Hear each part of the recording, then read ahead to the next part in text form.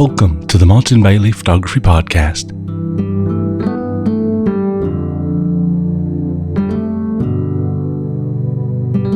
It's November 30, 2020, and this is episode 725.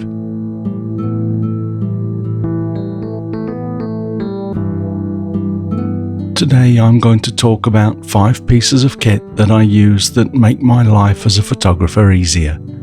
These aren't necessarily anything special, but occasionally I find things that I had not been aware of to that point, and after using them for a while, I can't imagine going back to a time that I didn't have that particular item.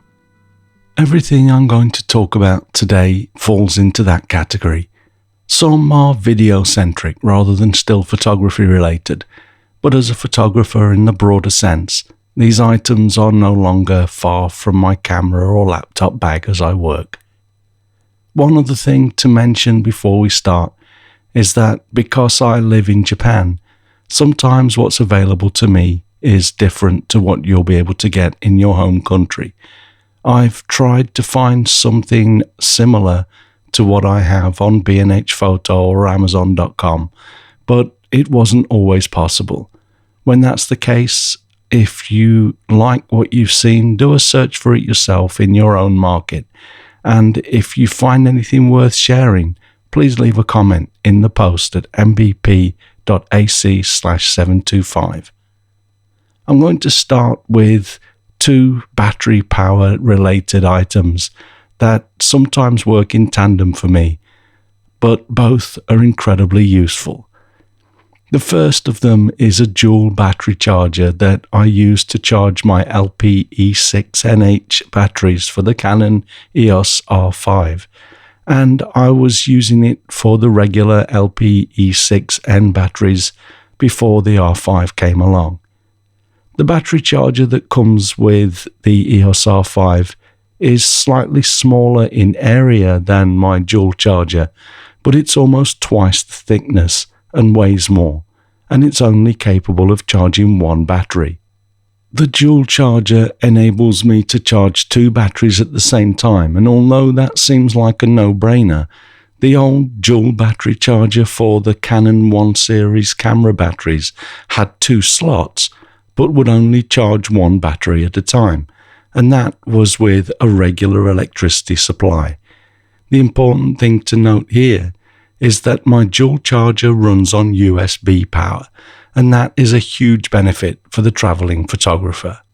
At a push, I can charge my batteries with power from my laptop, although I generally use a small USB power block and charge from an electrical outlet, or use one of the USB ports on a rechargeable battery pack that we'll look at shortly. Although it's not the exact same model, I've found something very similar to my dual battery charger on Amazon.com, and it also states compatibility with the EOS R5 LP-E6NH batteries.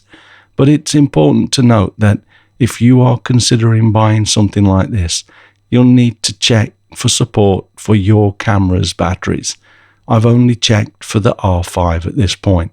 Either way, I've embedded a link in the post, and there's one for all but one of these items that we'll talk about, and they're at mbp.ac/725.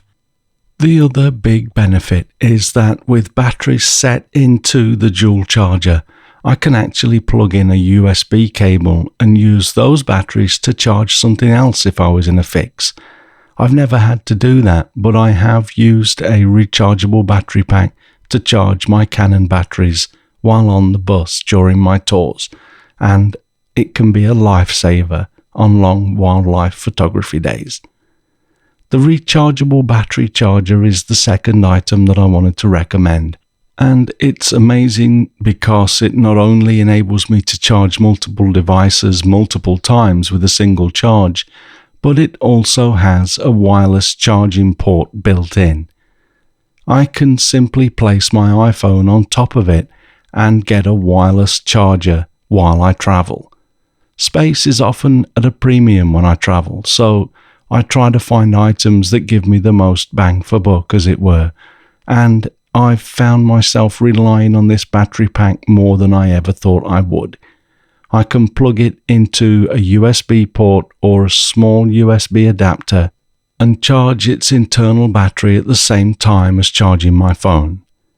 When you're looking for one of these though, if you intend to fly with it, ensure that you get one that is within the limits that you're allowed to carry onto a flight. Generally, when I arrive at a hotel, one of the first things I do after starting my image transfer is setting up a charging station using this battery pack. What's more, because it's also charged by the time I leave my room again, if necessary I can use it to charge my phone while away from an electricity supply, or even plug in a USB cable and charge other devices. As I mentioned, I can also charge my camera batteries using the first item that we looked at, so it can be a bit of a lifesaver power-wise. Unfortunately, I was not able to find anything with similar features to my rechargeable battery. There were lots of them that had good powered batteries with multiple USB charging ports, but no wireless charging. There were also some with wireless charging, but they weren't very powerful. So I'm going to leave it up to you with the idea and hope that you'll be able to find something similar in your own market. The third item that I want to mention is a filter wrench, as these have saved the day for me and for my tour clients a number of times.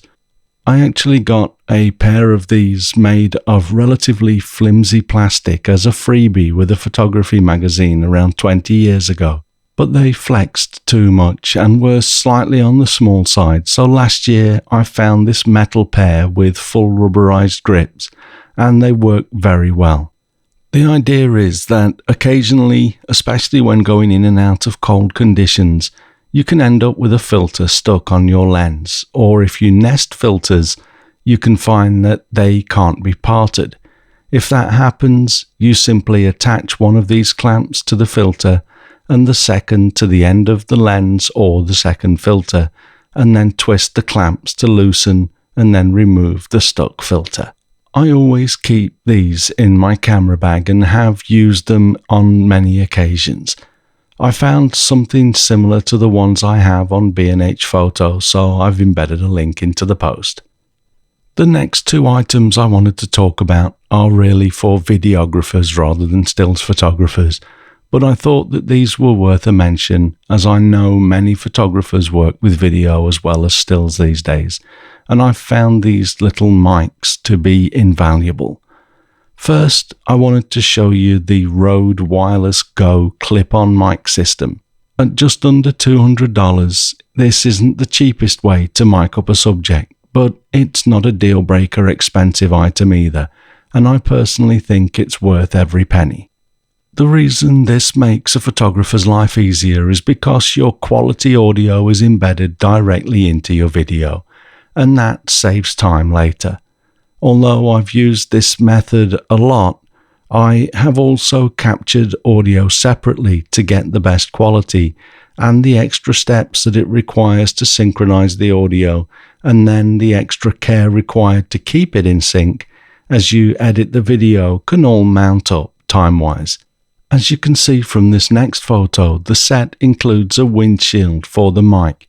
In fact, it comes with two, as they can fall off relatively easily because they just clip into the top of the transmitter. This system is incredibly useful though. You just turn them on and they pair in a second or two. They are small, both around 45mm square, and weigh just 31 grams each. If you need a more concealable mic, you can buy the lavalier mic that plugs into the transmitter as well. Both the transmitter and receiver have clips on them so that they can be attached to pretty much anything. The clip fits snugly into the flash shoe of a camera as well, so you can mount the receiver on top of the camera and then plug the TRS cable into the mic input of the camera. The kit comes with two USB-C cables, as the units contain rechargeable batteries and can also be charged while in use if you need extended battery time. although they'll run for up to 7 hours on a single charge, so I've never had to do that. As you can see from the previous photo, there's a dB or decibel button that toggles the output pad between 0, -12 and -24 decibels to tailor the output levels to your needs. I've found that -12 decibels works about the best in most situations, but it really depends on the working environment. Apparently, you can use up to 8 kits in the same location, and they'll all automatically pair to their partner unit, and they will work for up to 70 meters or 230 feet, but I've not tested that myself. Although they're in relatively short stock, they are available on B&H Photo, so I've embedded a link. They're currently retailing for $199, and I've embedded a photo of the entire system with the box so that you can see everything that comes with the kit. There's also a warranty card, so you can register your purchase and get a 2-year warranty. The same goes for the next item, which is the second mic from Rode that I have fallen in love with. A close relative to the Wireless Go mic is the Video Micro, which is a tiny little shotgun mic that I've found to provide audio quality that you'd usually expect to hear from a much larger and more expensive mic. It uses a cardioid polar pattern to focus on sound coming from the front while reducing sound coming from the rear. I've used 3 Rode video mics over the years and found them all to be excellent, but for the size and price of the Video Micro mic at less than $60, you really can't go wrong. I have found that I simply don't pack the larger video mics when I'm heading out unless I'm heading out specifically to shoot video, which is rarely the case. I do enjoy shooting video occasionally though, and having the ability to drop such a high quality mic into my bag without taking up any real room to speak of makes this a very welcome addition to my kit bag. The Video Micro comes with a good sized windshield to reduce wind noise when used outside, and a Rycote Lyre suspension style shock mount that is easy to clip on and helps to minimize the transfer of vibration and operation sounds from the camera. If you turn dials that make a clicking sound, I've found that the mic does still pick them up, but I haven't been able to detect any other operation sounds at this point.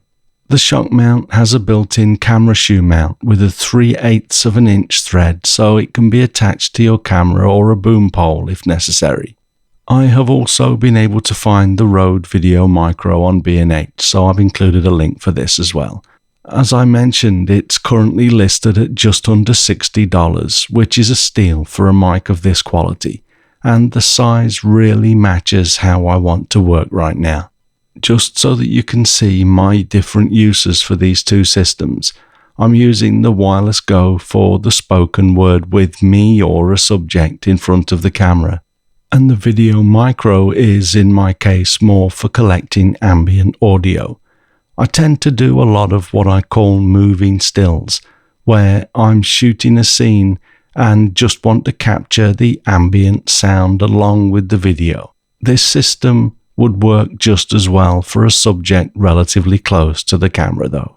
I recorded a few seconds of audio with both of these mics and embedded it directly into a video by plugging the TRS cable into the mic in port on the Canon EOS R5. I then extracted the audio and I'll play that for you now so that you can hear the difference. First I'll play the Rode Wireless Go mic, followed by the Rode Video Micro mic.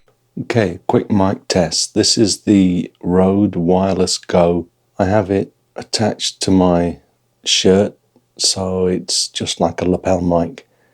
And I am talking from a few feet away. It will go for a few hundred feet away, so that's not an issue.